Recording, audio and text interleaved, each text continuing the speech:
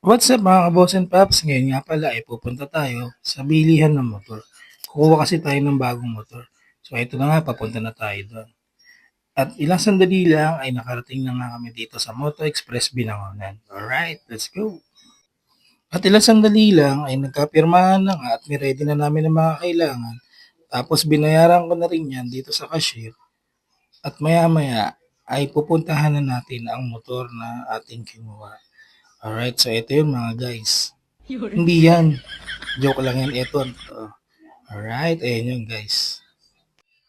Tapos ito na-explain na ni Kuya yung mga functions and features nung motor na nakuha natin. So pinaliwanag na rin sa amin yung mga dapat gawin sa motor na to. So ayan, dinemo na niya. Okay, so chinikli natin. Working naman lahat. At ayun na nga, okay na yung motor at ibibigay natin to sa ating masugid na follower. Siya nga pala yung nakatanggap niyan guys.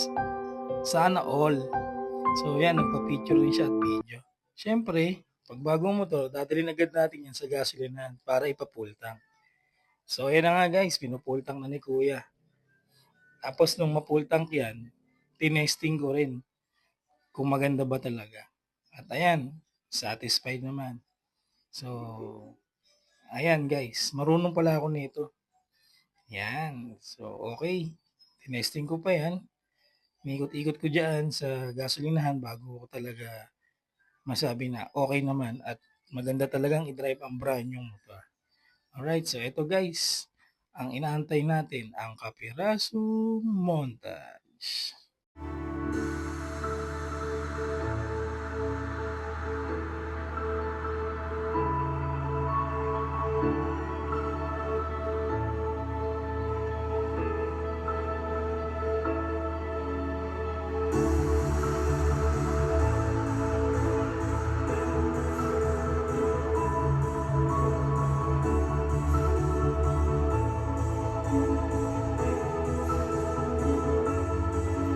Ayun na nga guys, maraming salamat sa panonood. Pa-like, share, and follow na rin sa ating account. Maraming salamat guys!